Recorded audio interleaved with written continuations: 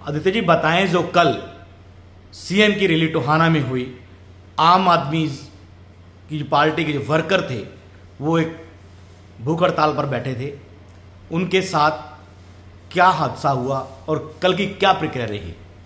देखिए, कल जो यहाँ पे प्रकरण बता रहे हैं, कल पूरे भारत देश में जगह जगह पर, और भारत देश में मैं कहूंगा विदेशों में भी, केजरीवाल जी की गिरफ्तारी के विरोध में उपवास रखा गया था। कहीं सुबह 9 बजे से लेकर शाम को 5 बजे तक, कहीं 10 बजे से 5 बजे तक था। तो ऐसा ही एक प्रदर्शन हमारे साथी टोहाना में कर रहे थे और उपवास उन्होंने रखा हुआ था। और टोहाना में एक कल हमारे सीएम नायब सैनी जी की भी रैली भी थी।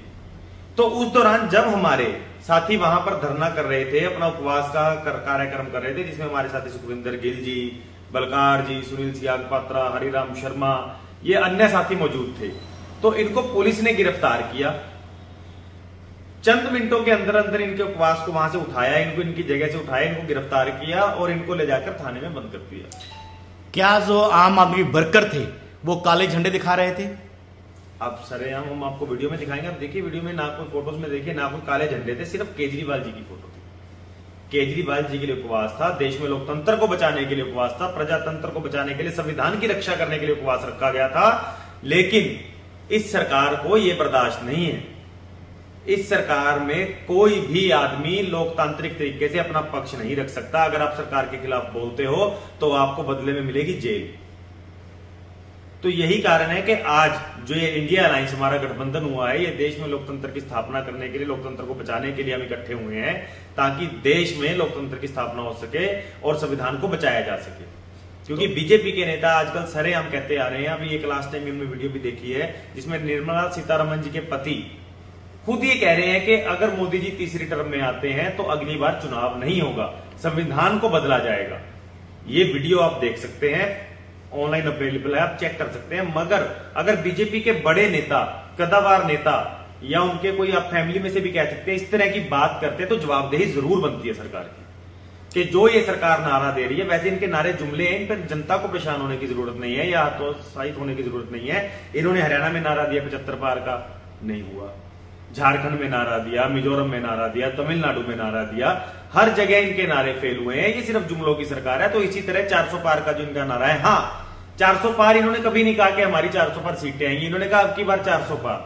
तो जो जनता की भी राय, हम जनता के बीच में जानते हैं, तो जनता ये कहना चाहते हैं कि इस बार 400 पार अगर ये आती है तो 400 पार डीजल, 400 पार पेट्रोल, 400 पार तेल, कि महंगाई 400 पार होगी, ना कि लोगों की समस्याएं। तो ये सरकार सिर्फ लोगों को ठगने का काम कर रही है, उनको बेवकूफ बनाने का काम कर रही है।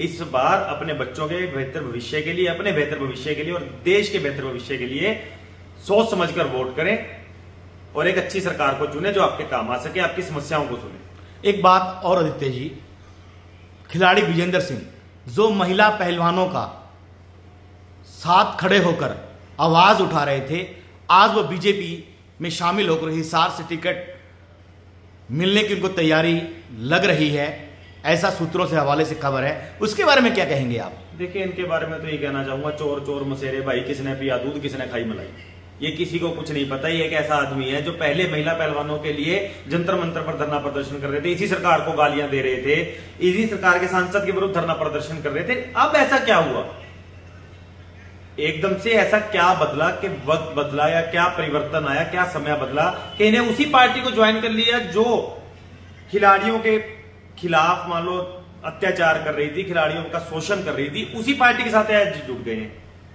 उसी पार्टी की जिसकी ये खिलाफत करते थे उसी का साथ दे रहे हैं, उन्हीं का हाथ में हाथ थाम कर चल रहे हैं। तो ये समझ में नहीं आ रहा है कि ये कहां तक न्यायोचित है कि इनका विजेंद्र सिंह का वहां जाना।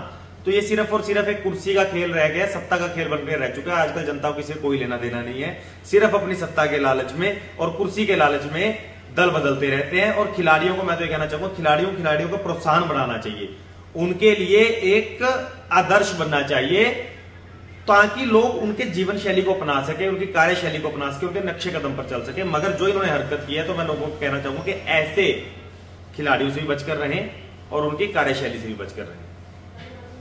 आदित्य जी, कल आम आदमी पार्टी के जो वर्कर थे टोहाना के अंदर, उनके साथ क्या हुआ? हम बताया और आप ये वीडियो में भी देख सकते हैं कि कैसे उन्हें धरने से, उनके उपवास से उठाया गया, उन्हें वैन में भरकर ले जाकर थाने में ले जाया गया। तो ये आप देख सकते हैं, वीडियो में भी देख सकते हैं, जो सरासर सरकार की नाकामी को दिखाता है और सरकार के डर को दिखाता है। लेटेस्ट वीडियोस के लिए अभी सब्सक्राइब करें A1 हरियाणा को और प्रेस करें बेल आइकन ताकि सभी अपडेट्स आपको मिले सबसे पहले।